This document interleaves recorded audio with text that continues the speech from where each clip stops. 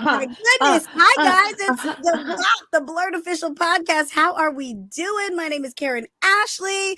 Dana is not here, and she has left us unsupervised again. If y'all don't know who Dana is one of our y'all line in trouble. professors.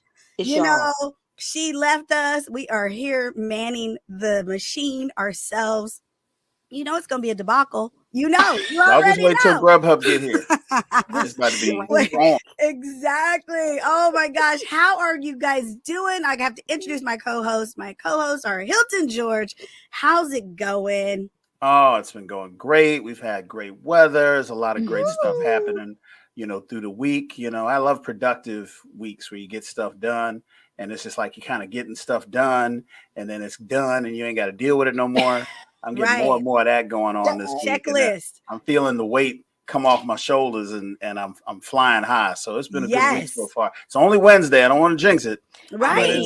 But so far, you got this. Good momentum. You got this. I'm good. It's all nothing but good vibes. Nothing but good vibes. Christi Renee. I almost said your legal name, girl. See what happens. Government name. Christi Renee. How you doing? I am living fabulously and just floating around these cities, honey. Just doing my thing. I'm all up in Madison Square Garden on the front row. Ain't inviting nobody. That's tomorrow. High fiving That's tomorrow. As they go, as they inboard. What they call it? What they call in sports? Inbound and yes. Oh my God! You gotta watch it. Get your basketball wife. No, I'm just joking. That could be anything. It could be anything. See, I'm already getting fired. See, Dana's fault. Dana left me. She left us. Charge. Why am I in charge? I ain't supposed to be on a 5-second delay, Dana. I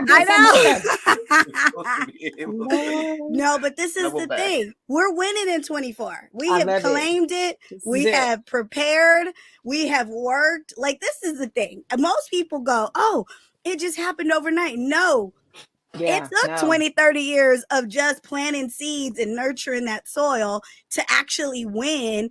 And most of us are in that state of life where we're like, we need results. I said, this is a good thing to talk about. Seriously, with the people, because they think that you're right. People think that everything, we make things look easy. Yeah. Well, they're not easy. It took a lot of time. It took a lot of blood, sweat, and tears, and feeling like, there was nowhere to go. Yeah. It's been a lot. What a journey. Yeah. I mean, y'all know, even for me, just moving to a new time zone, it's just been a challenge. But boy, I tell you, it's been nice having an Eastern Standard Time for once. I know. But I have one complaint. I need Christi to understand she can't call me before 12 noon at Eastern Standard Time, because she will try to call me and it's like 7 a.m. And I'm like, girl, who's picking up the phone at 7 a.m.? You've known me since I was 12. She ought to know. The only time I wake up early is when it's a work day. When I'm work focused, and she be trying to call and chat, be like, I didn't even hear the phone ring. I had tea, and I was excited, and I just wanted to share with my sister. And so I know she got that piping hot tea. Yeah, but that's true. I think you brought up a really good point. Like, most people, like, we're all, business owners. We've run businesses. We've worked. We've it's like your 20s, you literally are dumb. You think you know everything and you make all the mistakes. You're usually poor because even if you have money, you don't know how to manage it. And so it's And then 30s, you start figuring stuff out. The seeds start planting. You start getting direction. And it really isn't until like late 30s, 40s that things really start paving the way. And you start seeing results, and you start so it's like, you can't be discouraged, but you got to know that this is like the normal route for most people, Unfortunately, we have an age-centric, a youth-centric media that gives the impression that your life is supposed to be at a certain stage. I talk to especially young women coming into their 20s, like, okay, I'm going to get my degree here. I'm going to get my master's, then I'm going to be married, then I'm going to have kids by this year.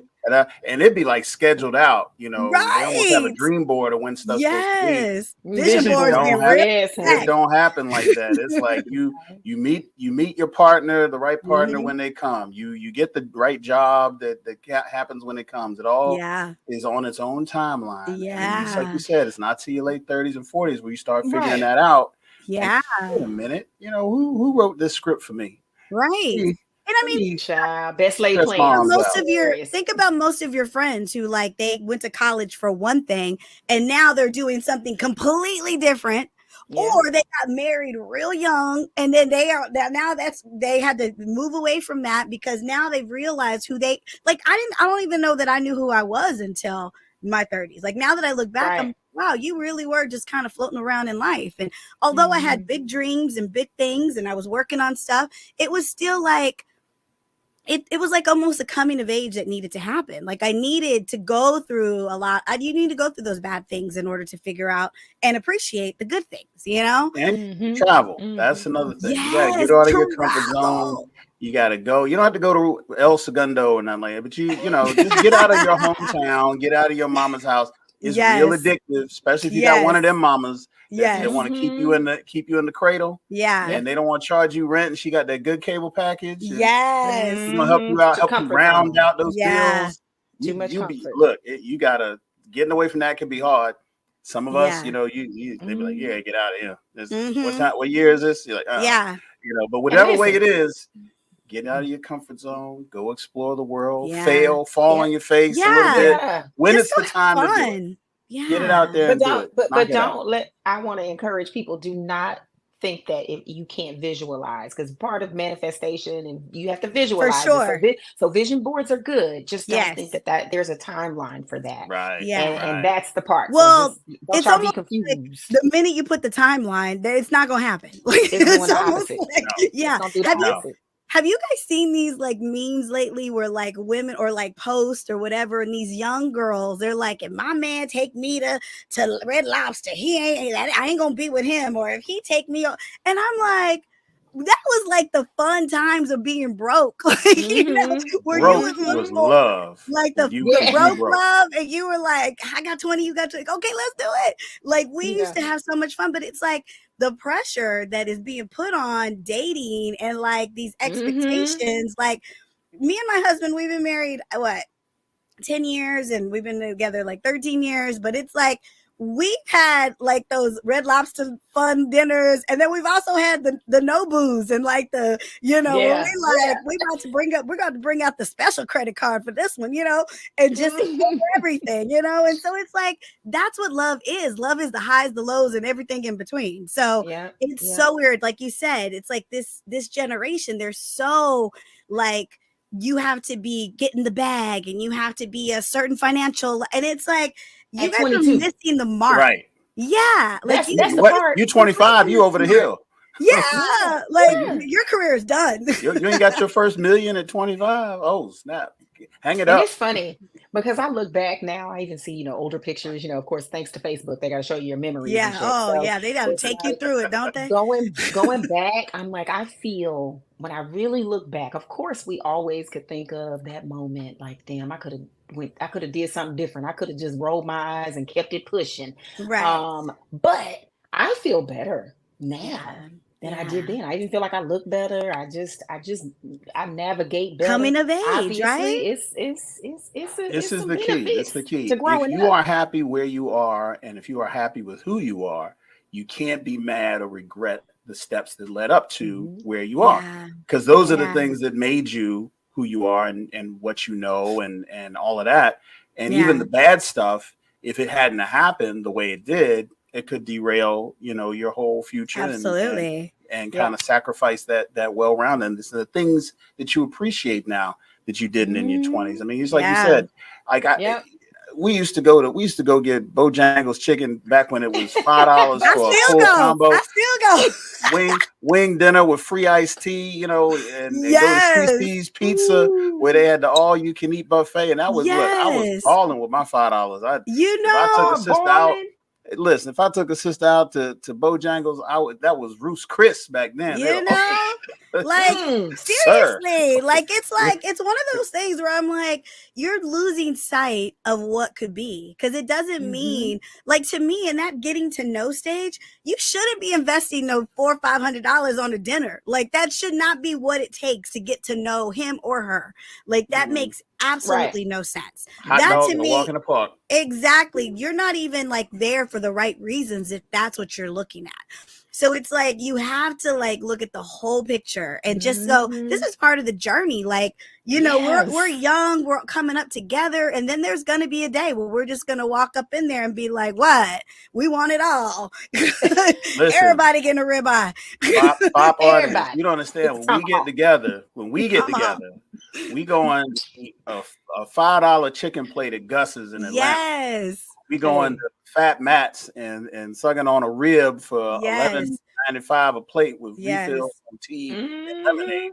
We're not like, oh, where's the Mortons or where's the Roots Chris or where's there's nothing we could afford that. Yeah, that's not we necessarily don't do what's important. Yeah, right. It's the fellowship, and it's like when the goodness of the food. Yeah. Like, why are you hating on the good deal? Like, I don't understand this. And it's people's mentalities thinking that that's when you're supposed to start at the top, and if some people come into the game and they somebody by whatever means has given them this top tier experience again at 22. Well, then where do you go from there? Because that may not last always. Do you even know how to survive? Do you even have the resources? Do you have the wherewithal to even figure out, okay, it ain't always gonna be like that. So now what do I do in the interim? And that's the problem. And then that's when people end up doing crazy stuff. If you're being financially savvy, you shouldn't be spending that kind of money at every meal. Like, you shouldn't be, you know, it shouldn't even be that kind of situation, because the reality is like, you know, especially in the entertainment industry, it's like, you know, there's peaks and valleys in this career. Like, there's you know, it ain't just taught us a lot. Yes, it did. And those people lost it all in COVID because it was a check to check situation. You know, it was crazy. But also it's like, it's kind of disturbing at how a lot of that is a big part of who they feel they are. Like, they don't feel good enough, or they don't feel like they're enough without this certain echelon or certain clout that comes with life. Really. You know what I'm saying? And it's all just for the gram, or it's all fake. Like, you know, nobody's posting their failures. They're only posting their success. So it's like, it's just all a fake situation. And this wasn't even something we were talking about, but it's like, sometimes it's a reality check. Organically, I'm glad this conversation came up, because I feel like more people need to hear it. But you know what? Absolutely. We watched a couple of things this week. They were kind of like coming of age stories. Both of them were. Like, it was we're going to start with Percy Jackson. They had, you guys know, we watched the whole series, and it was just it was a fabulous coming of age story for this young boy who had come from, you know, having, you know, ADHD, and he didn't ever fit in, and he felt picked on, and he was bullied, and he just always knew, even from a little kid, that something was not right. Like, he was different. And then he later finds out, he later, you know, and his father wasn't in his life, and so there was that hole of emptiness, and he later finds out that he is the son of Poseidon. And not only is he, you know, this kid, but he's like you know, a half-blood, and he's like, you know, it's like demigod, and I mean, it's just his life is filled with such adventure, and he is just thrown into you know, he loses his mom, or at least he thinks he does, and he's thrown into saving his own life, and then having one chance of getting her back, and he's going to do anything he can to get her back.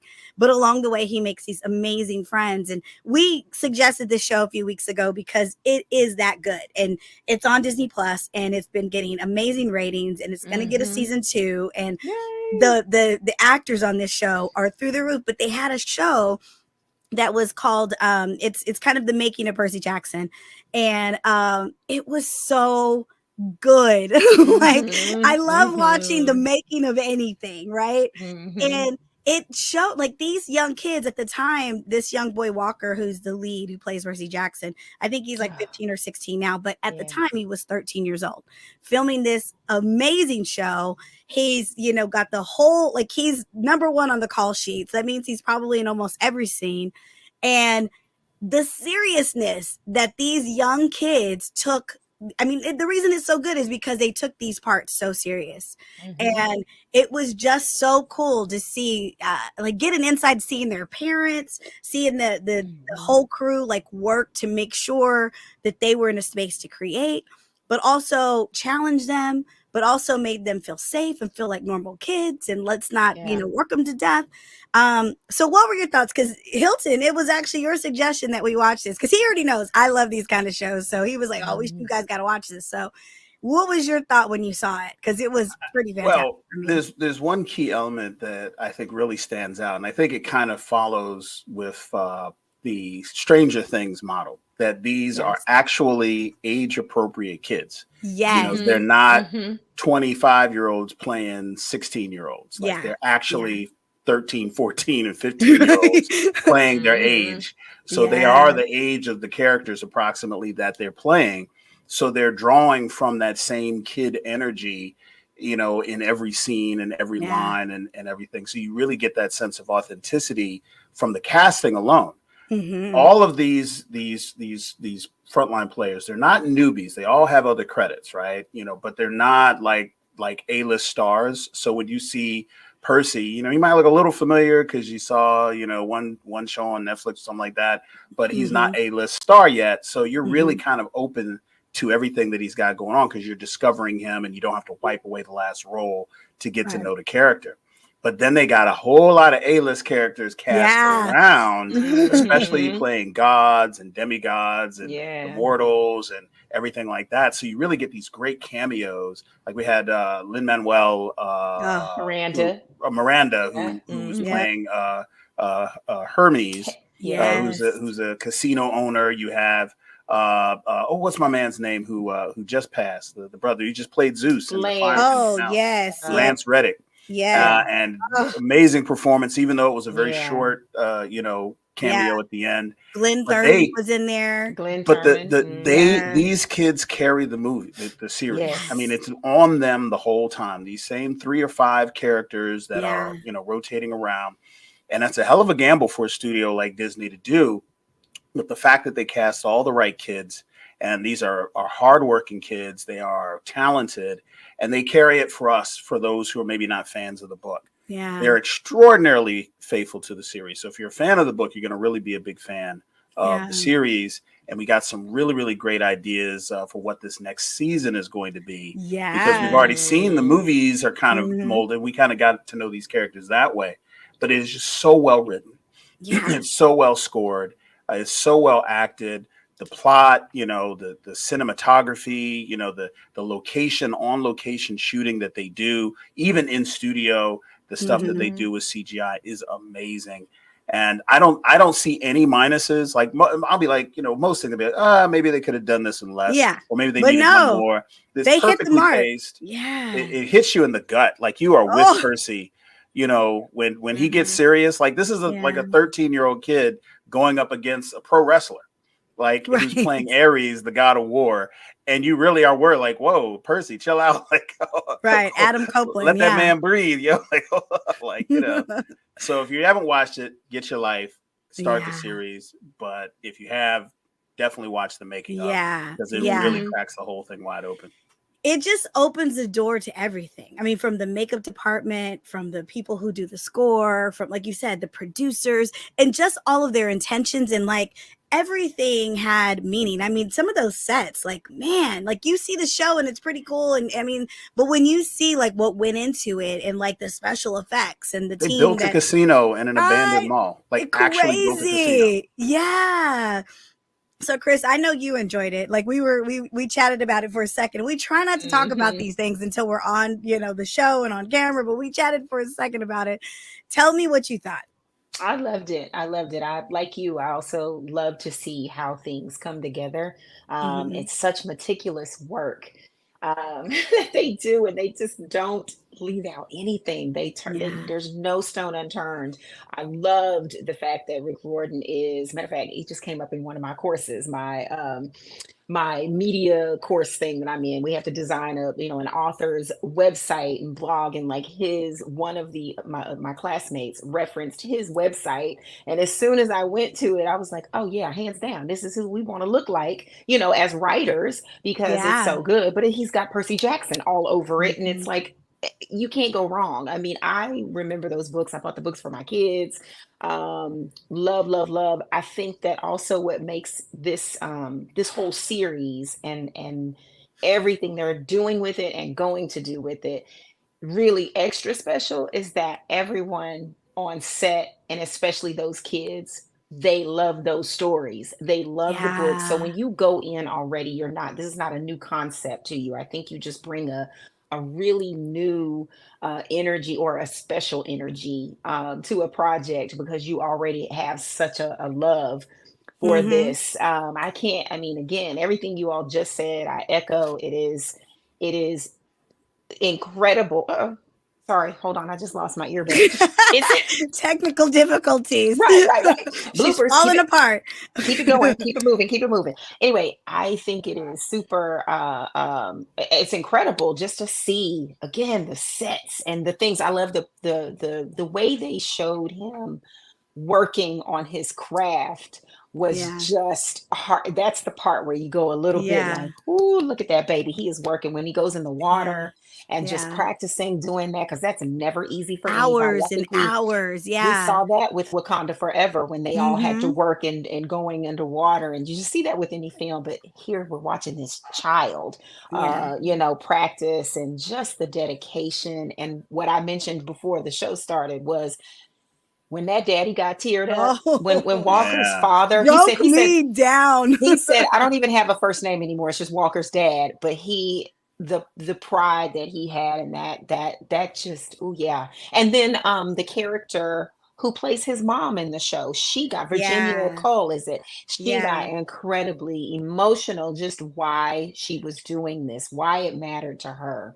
And of course, because it was her godson that she was Mm-hmm. walking with one day, and they were in Queens. I'm like, dang, I wish I could have ran into y'all. You I'm gonna go might. look. I'm gonna go look for them.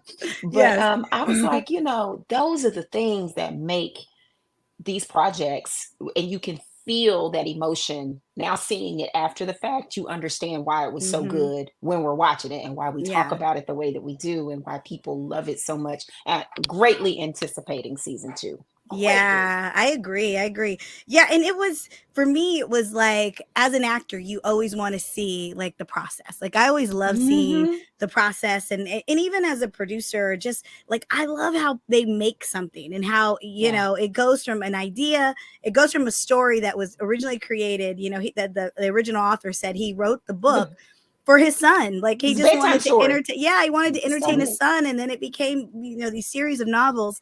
That gets And us. then, That's yeah, inspirational. and it's like almost like the energy and the intention was there. So it was like Mm-hmm. when you have something that's that magical from the start, it typically will be that magical in the end. And so to see these kids like being so young and just like the one girl, Leah Jeffries, who plays Annabelle, where her parents were like, they knock on her door and she was like, I'm Annabelle right now, I can't, like, she's that much in character. Annabeth, yeah, sorry, Annabeth. And she's like, I can't, she was that in character. Like when she was practicing her lines, she was diving that deep, and it just was so cool. And I love the fact that it's like getting such acclaim. Like people are loving this show, and because there wasn't much marketing. Like I just saw it on my Disney Plus, and I remember I just jumped in the chat and was like, hey guys, I watched this one episode of Percy Jackson, have you guys watched this? It's really good. And then y'all were like, yeah, and you were like, oh yeah, I've watched all 5. And I'm like, what? And so that's why we kind of got on it. But it was like Disney did nothing that much of nothing other than like New York Comic Con. Yes, But I and mean, I was looking you for weren't myself there, in all of the but footage. if you weren't there, Yeah, exactly. if you weren't at New York Comic Con, you wouldn't have gotten any of that marketing. Like they just hit one big show, and yeah, there's 100,000 people there, but still, it wasn't like they did commercials or that they promoted it. They didn't put any of that kind of money. It was I don't even almost think the like cast was there in full. no, So it they wasn't just even had like they had like yeah. a panel and a meet and greet or Introduce any of the that cast. stuff. Like Yeah. they didn't do like a Hall H situation, in Right. San Diego, Right. where they bring the cast out and you get to meet them and the kids go crazy. Yeah, so No, I'm just excited. I wanted to mention something real quick before we pass by it. The kids for whom which the story was crafted for, the kids who have learning differences and have mental challenges, maybe they have dyslexia or ADHD or they're on the spectrum. Those kids, some of them were actually playing extras in the camp, and they had a chance to speak on their impressions and what the series and what the stories meant to them. And it was just like, wow, like these kids really identify with, like, these kids are saying, hey, it's really cool that through this mythology, through this storytelling, they are validating the way in which my brain is wired, or the way that, you know, I see the world, or the way I perceive or interact with other people, even though it may be different than the normal way people interact. And I don't feel it's weird, or I don't feel, you know, marginalized, because I identify with these characters who, growing up and before they realize their demigodness, are just kids who have ADHD, or are on a spectrum, or dyslexic. And these are actual symptoms of, you know, because you're literally out of phase with everybody else.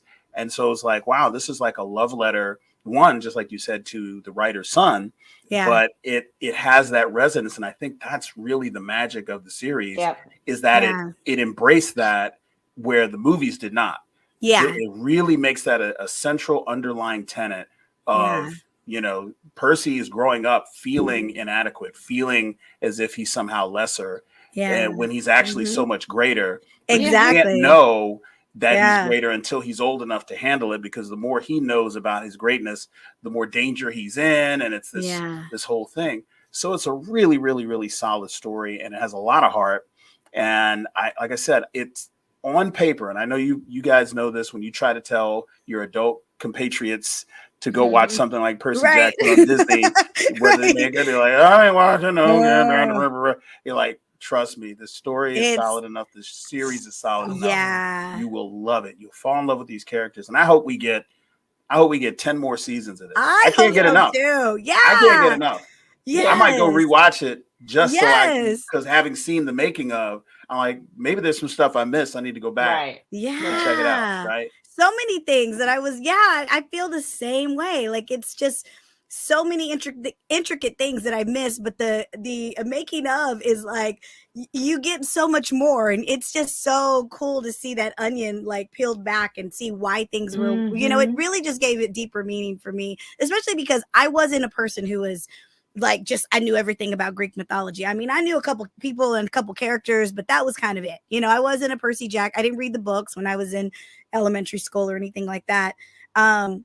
So for me, I was that person who would need to be recruited into this world, but it had all the elements. Like, you know, you guys know I fell in love with Walker when he was on, you know, that show Adam Project. Like, I was like, I'm watching anything this kid is in, anything he's in. If they haven't seen that, you gotta see it. You gotta go see it. Yes, super sleeper. So good.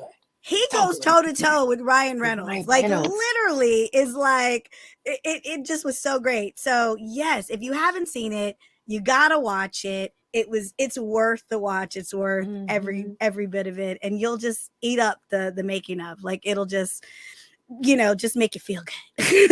Especially if you're a creative, or you just, you know, it's funny. I used to always watch those shows like Making the Band, and like, I wouldn't even know half of the bands, but I was so into just, how did these people get here? How did it go there? And where did it go wrong? And where are they now? Like, you know, because that's usually the formula for that show. And I didn't have to know any of their hits. I didn't have to know anything.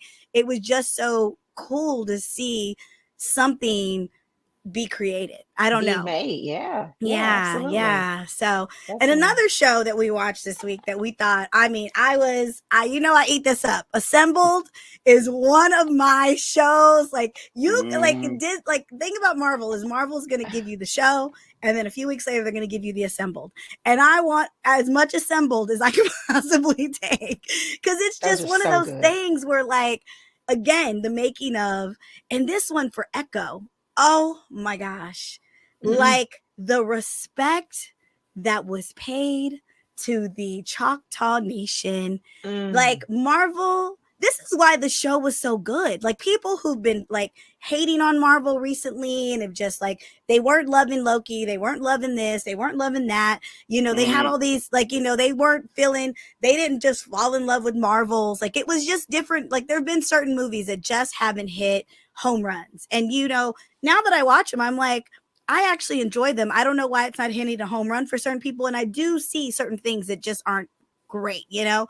But really outside of like Guardians, you know, this was the only other really big like, we're not going to even question that this is a hit, right? People who don't usually love it, they loved Echo. Like, they love it. They love the darkness. They love the violence. And it was just such a great story. Like, even how she was introduced into, you know, Hawkeye. And then, like they said in this, like, she's a bad guy. Like, she's not good. And even in this, even in Echo, she wasn't a good guy. Like, she's trying, again, coming of age, trying to figure out who she is and what she stands for. And she went through so much tragedy, you know, losing her parents and having a disability. And then she gets, you know, her uncle, you know, comes and helps her, but he's like probably the worst uncle on the face of the earth.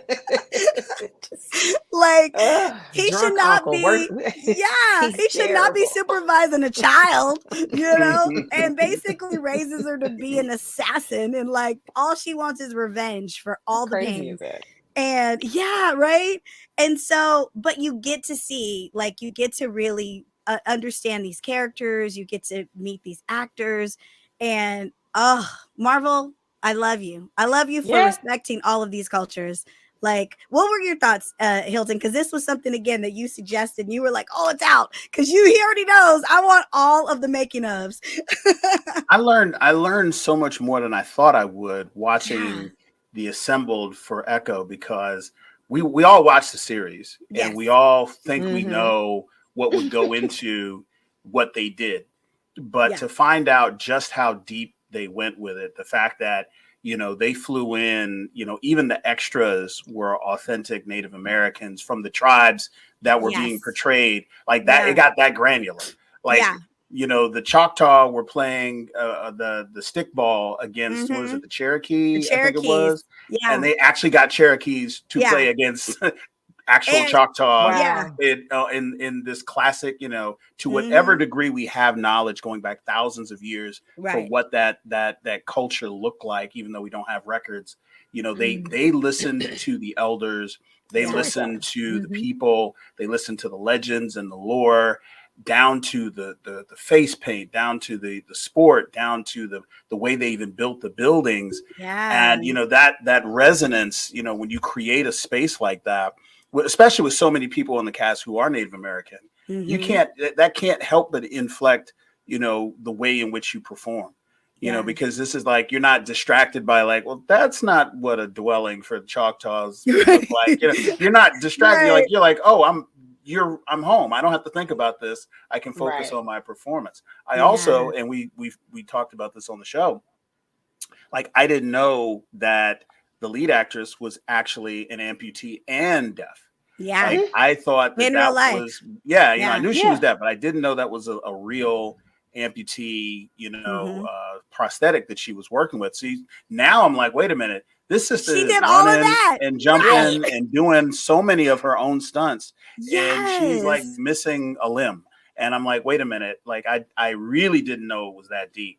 So when you see what happens behind the scenes and how they created this, and I'm going to use the term, when they created this art of world building, this art of storytelling, that for anyone who hasn't seen it, it's not directly looped into anything else pre-existing in the Marvel universe, cinematic or series. It's its own little nook story to be told. Characters from outside series like Daredevil and such, because you have Kingpin, you actually have Daredevil show up on scene, are there, but they're you know, they're not there to tie in some larger narrative. They're not going for the Infinity Stones Part 2 or anything like that. So they are free to tell the story that they want to tell and allow it to grow and go in the direction that it's going to grow, because it had one purpose, and that's to introduce us to Echo, the character. Now, what Marvel decides to do with her now that we've got her is going to be very interesting, because this was a very well-received series. It was very well watched, very well received. I think that's going to be a big part of when and what we see her in next. So it was a really, really great watch, but it's this one even more so, in my humble opinion, than Percy Jackson's behind the scenes.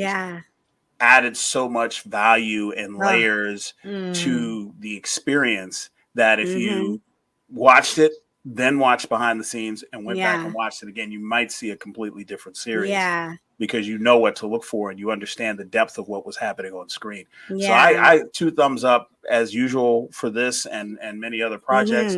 If you guys out there don't have Disney Plus, I don't know what you're doing with your life. Know what is going on with your life let go right of now. something. Let go of something. You got to give up a coffee. It's like there's so many. I know there's a lot of streaming $9.99 a month or something. Right. I don't know. There's 2 venti lattes. Yeah. Oh yeah, 2 venti lattes. That's it, right? But no, you know what I loved? Like Alakwa Cox. I mean, like you mentioned, she is she's deaf, and they had asked her early on, like, you know, is there something we can do to make things easier for you? And then she said, you know, she obviously had a translator on set, like who would be there and help, you know. But she said if a couple people could learn, you know, sign language, that would be great, you know, whatever.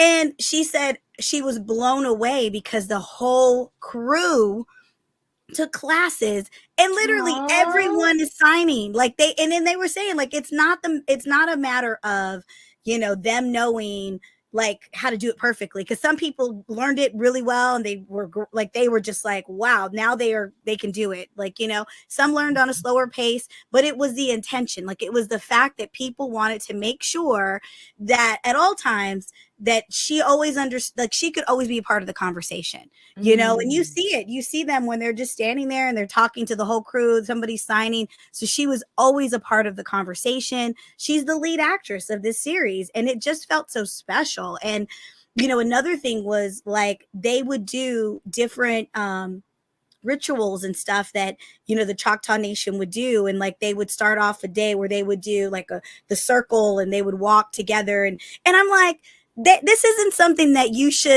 that is mandatory. Like, you know, they culture. Still they respected the culture, but they knew they were making something for this legend, these people, their culture, their history.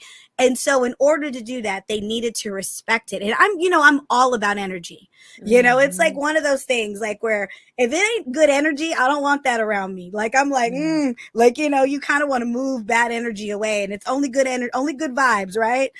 And they literally, their intention and their energy and what they surrounded themselves with, and like, you know, calling the Choctaw Nation when the wardrobe department was going to make her fierce, like her ultimate, like Echo, you know, battle armor.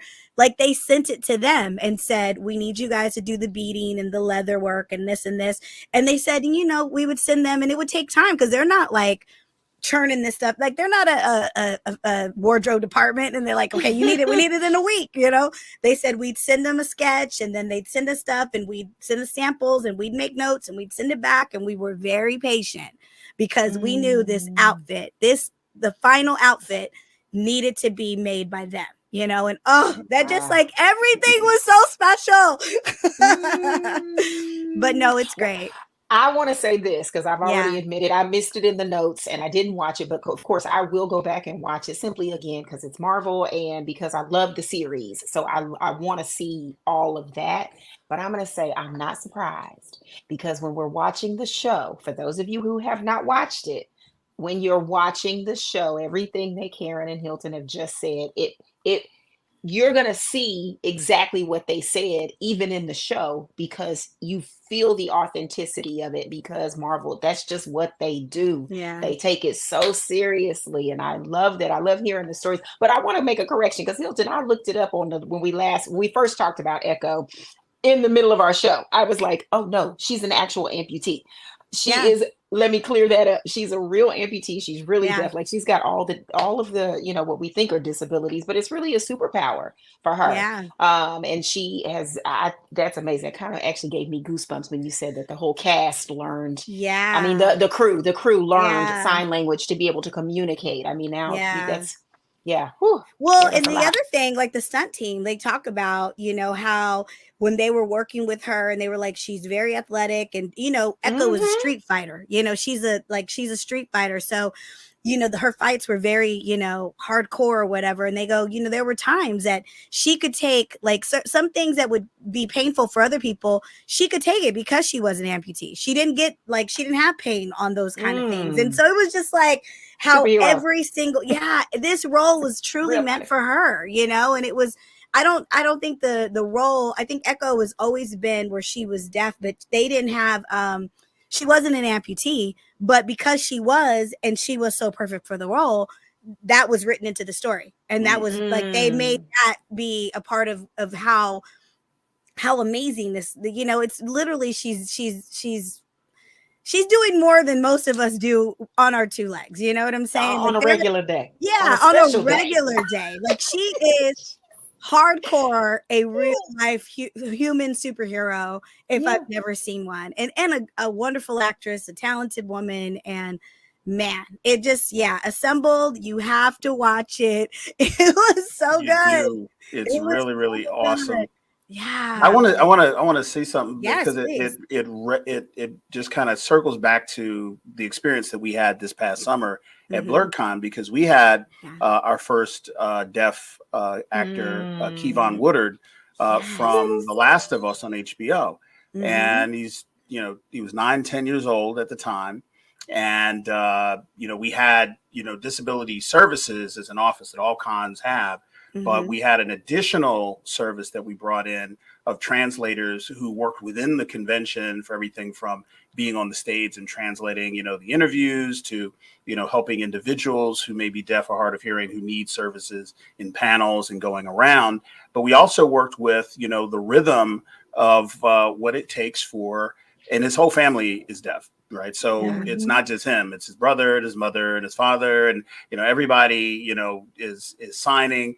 And you get to see them interacting, and you see how they, we have the intonation of our voices to convey emotion and to catch people's attention and to kind of be even beyond what we're saying, how we're saying it is a whole other line. Yeah. They are expressing themselves in these different ways. And I can only imagine as an actor, you have this other set of muscles, these other set of skills that I have to convey pain or laughter or joy without, the ability to raise or lower my voice or anything like that. I'm speaking with my hands, I'm speaking with my facial expressions and my body language. And so I got to see that firsthand as a convention organizer. Yeah. So watching the behind the scenes of Echo, I'm like, imagine, everybody getting a rudimentary understanding of sign and having that way of communicating with the other deaf, actors and translators and staff and assistants who are on set. Yeah. And it's just like the learning experience and the bonding experience that comes from something like that, we can only imagine. Yeah. And for a major studio to not take the short way out and have subtitles everywhere. Oh my God. Yeah. And just take the sign, because they were talking about how like a close up for Alagua is not like us where we're like, shoulder blades down. It's like, it has to include where her hands can be. The hands have to, because we can only get so close in on her in order to have her speak and interact. So we have to change the way we do our shots. We have to change the lighting, the spacing, and the layout and everything of how we do these sets and these shots is important. So it's more than just the fact that they learned sign. It's that they had to kind of change the way they did everything in order to bring this thing about. So if you haven't watched it, you gotta I don't know go what watch you're it. doing, man. I don't know how many times, if you're a BOP watcher and you're not watching Disney, I mean, we're not getting paid by Disney. So this is not us trying to get money. We are fans, and we love watching what they do, and we can't fathom how other people who, if you got enough bandwidth to watch this online, you should be able to get the stuff people watch, right? Like the stuff if you're watching that stuff, then you can watch this stuff. Yeah, and also another highlight of Assembled is seeing Charlie Cox come back as Daredevil. Like seeing him on set, seeing him with her, just, I mean, it excites me as to where this, like you said, where this character is going to go, where she's going to show up next, what happens. Cause she hit it out of the park. Alagua Cox is the truth. And you know, and it just really like it pulled me into a series I never knew I would like. Like, think about it again. Same. They keep getting me to like things that I never thought I would like. Like, it's just I wasn't a huge Loki fan, and they pulled me into Loki's world. And I wasn't a huge, you know, Hawkeye fan. They pulled me into his world. And now here I am in Echo's world. I can't wait, you know. The last thing I want to talk about is just when the gentleman who did the score and who did the sound design, and how he said how, you know, this is obviously a hero and you got to like build music a certain way, and you got to set, you know, because here she is, a girl who, you know, she doesn't know what she wants to be when she comes back home, and she realizes that, you know, as the story progresses, she realizes that her family is taking her to her full potential, which is Echo, and she's getting in touch with all these things and these powers that her mother had and has passed down to her, right? But he said how like there were times they would have full score and full, you know, like chasing her down, you know, whatever. He goes, and then there were times where we would just take this out. And then he goes, but then we had to create the world where you needed to know what her world was. And they did such a good job of when they would just make it silent. And like when she was like, you were seeing this and hearing this through her point of view, it was silent. You didn't hear, you know, music. You didn't hear, like, this was how Echo was experiencing this world. And and I mean, for me, like, I've never, obviously I'm not, you know, I'm not deaf, but I just think it's so important to give people who, like, we're lucky enough to be able to hear and see and how, you know, we don't, you know, we're so blessed. But for you to, for 1 second, to get into her shoes and to experience the quietness of her world. And the world is crazy and everything's going, but it's still, you know, and they better win. They better be nominated for something. That's all I gotta say, because it was perfection. And I encourage you, even though this is, I guess it's rated because of the fights and the, like, there's no like cussing or nudity or anything. It's just violent in the fact that there's brutal fighting, you know. But I would encourage you, if you have a child and if they are of a certain age, to watch it with them, because I think it's important for kids to really understand, like, if they have a friend that's at school and they didn't know, this gives them insight into a disability that they probably have never even known to think this way. They've never known to, you know, be, you know, tuned in to someone else's experience. And I think it's important. Like, I think they did an excellent job of bringing us into her world and seeing it through her eyes and experiencing life, you know, as quiet and as still as she does, you know. And I want to reiterate that the existential exciting part of this is that what they have done with the Echo series that they just laid out is that they have acknowledged and they have bridged that whole network, Netflix bandwidth of shows. So, for instance, you know, what's my man's name? Luke Cage, and you know, Daredevil, and you know, all of those characters and all those stories that were told in the Netflix series are now canon for Marvel. So you may get to see, you know, Luke Cage get another series, or you might get to see Jessica Jones get another series. You might get to see, you know, this Defenders, the street level, which I think would be a really interesting direction for them, because everything's like super cosmic now. Like, you know, multiverse, it's Infinity Stones and all this. But there was a part of Marvel that was like street level, like, you know, and not even street level like Spider-Man. Like, I'm talking Daredevil was going after mobsters. Luke Cage was going after drug dealers. It was back alley. Know, it's in the alley, beating like somebody up to get information. It wasn't Thanos.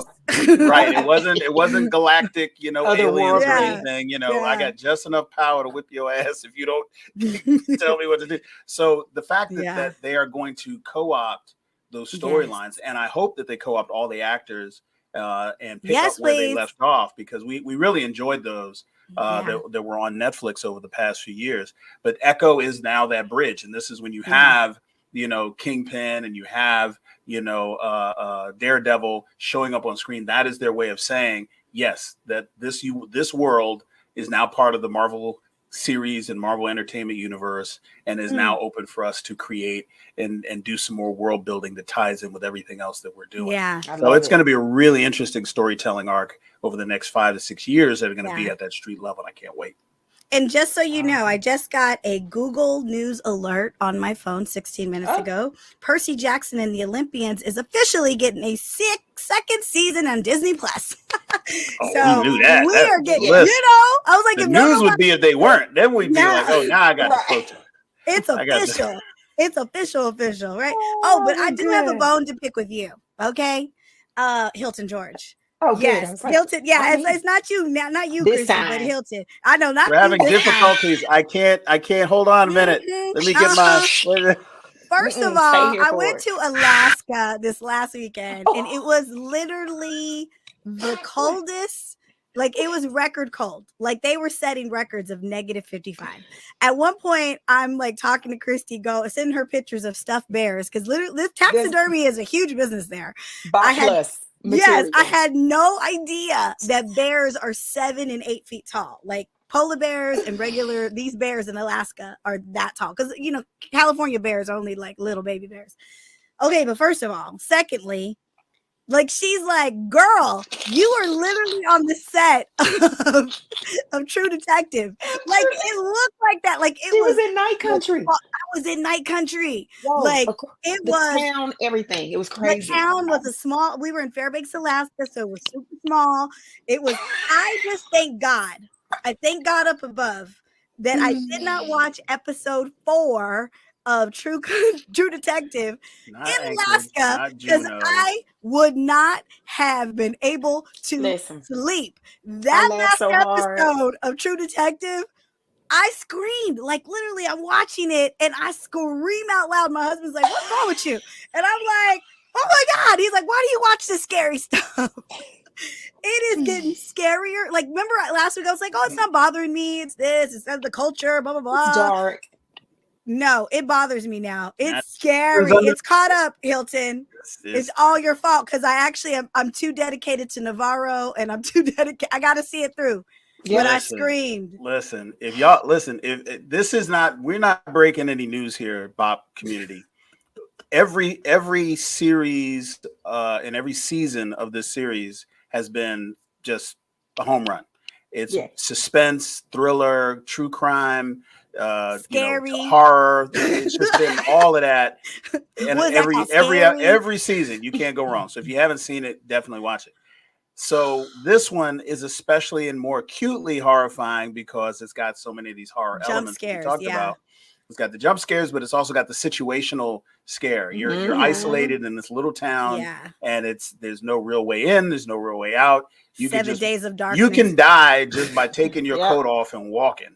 Yeah, like that's suicide in Alaska. I'm gonna take my coat off and I'm gonna walk into the woods. And I've experienced that, guys. That is legit, for real, can happen to you. But go ahead. Listen, it's like that. So it's just so scary because it sets up this sense of isolation and this inability to escape whatever is going on, this impending doom. And it's dark. Remember, it's parts of Alaska have like seasonal sun and seasonal dark.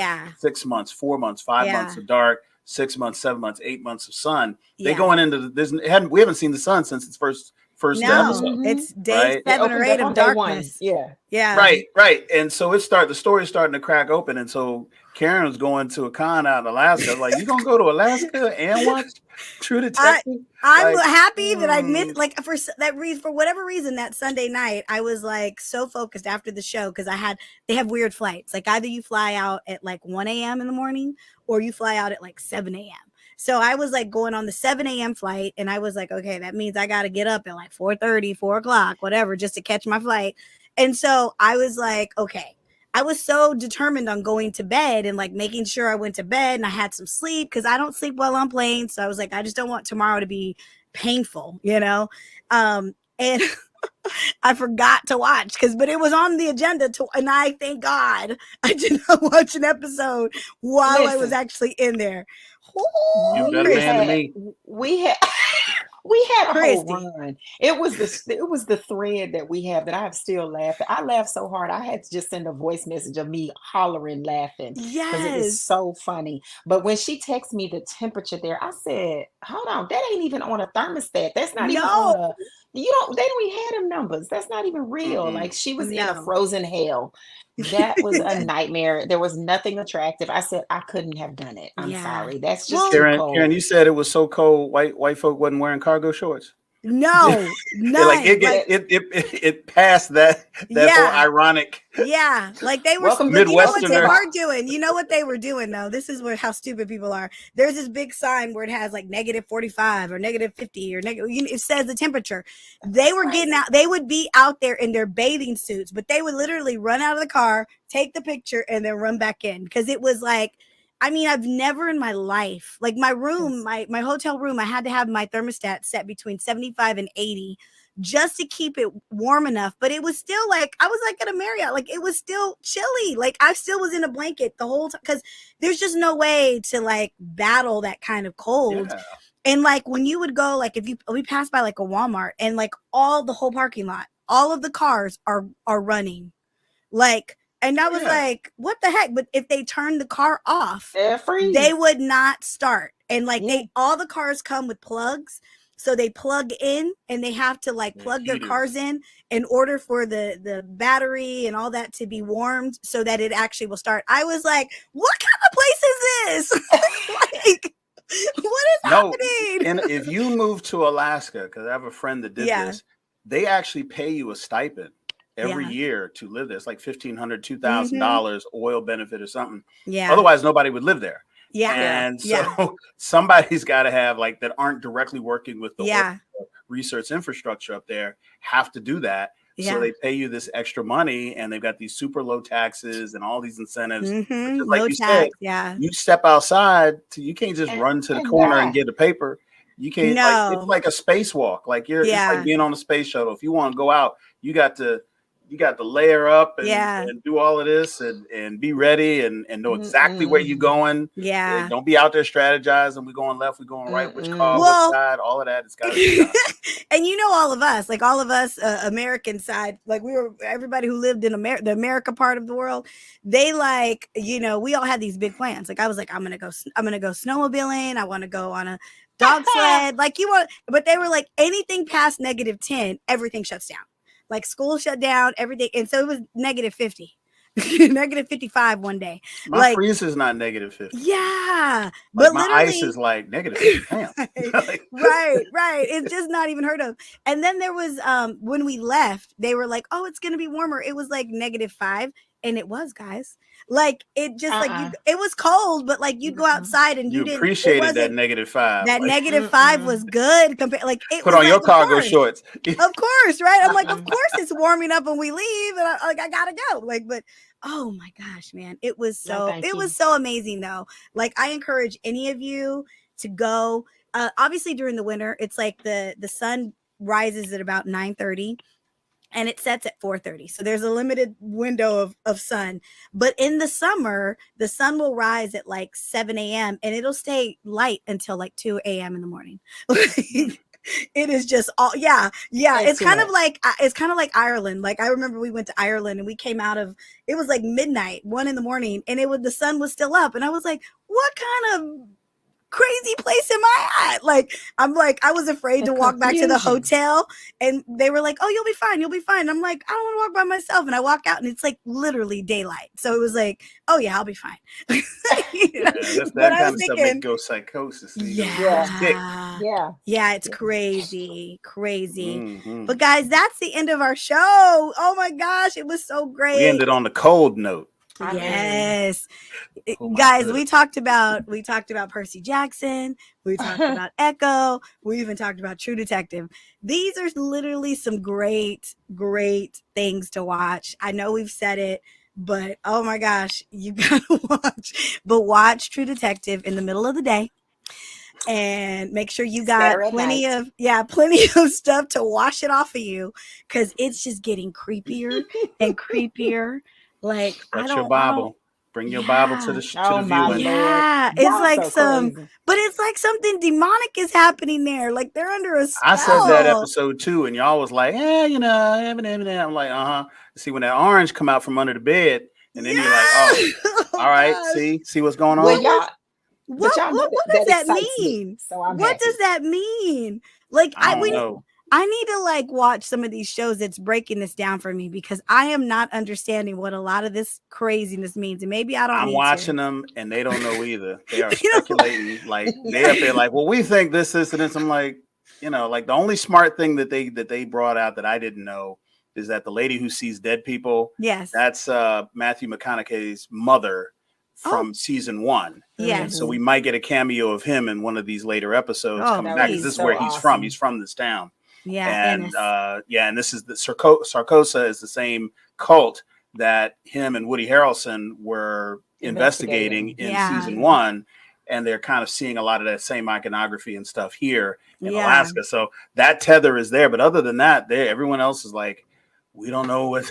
Yeah, is it supernatural? Is it chemical? Is it industrial? Is it what is it? Yeah, right. Like it's just some weird. All I know is I need Jodie Foster. I need Callie Reese. I need these women to get nominated for something. Like they are. Oh, they're doing it. Like they are acting their everything off. Everything. Like Callie Reese. I don't know that I've ever seen her in anything. I don't know how they found her. I don't know the sister. Yeah. I don't know. But she is killing it. Killing it. Like, I'm literally like, that's the only reason I'm stuck in this horror, because I need to know that Navarro is gonna be okay. It's like, really authentic, like really good and just organic in that, the way she delivers and the way she, walks in, whatever she says, however she confronts somebody. She's really good. Very good. And she's funny. Like there's a bunch of stuff. Yeah. Anyways, guys, thank you for watching. What? Real quick. Yes. For maybe the next show, we have to review and discuss Mr. and Mrs. Smith with Donald Is Glover. it good? It is amazing. What is it on? It's on Netflix? It is on Prime. Prime, okay. So, yes. Somebody was talking about that yesterday. 4. It is so good, and it's so much different than the movie. I don't even know why they named it that. Yeah. But it's so good, and we should definitely look at talking about it, because it is as good as Atlanta, the series. It's written by the same people, produced and directed by the same people. Oh, no so wonder. it's another one. We'll put a pin in that. I had just saw, like, someone else was talking about it, and then he wrote an article or something, or he did an article and said something about, I guess, the girl, what's her name? Another actress was supposed to be playing opposite of him, and she's a very successful actress, and he goes, it just didn't work out. Our chemistry wasn't there, and we had 2 totally different visions. And so that's why I started thinking about it, and I was like, oh, I wonder. And now that you say it, okay, we're gonna have to watch it. We're gonna have to dig deep into this, and especially knowing that the same team that did Atlanta. I mean, that's a lot. That says a lot, right? That's it's so really good. So much better than I expected. I was really expecting to be like, oh, this is going to be some bull jive. Yeah. 20 minutes in, I'm like, not bull jive. Right. See how he acts? See, he comes up with words too. Anyways, this is the BOP, the BLERD official podcast. We are so excited that you joined us. Tune in next week. We will have something great to talk about. We love you. We mean it. Bye. Bye.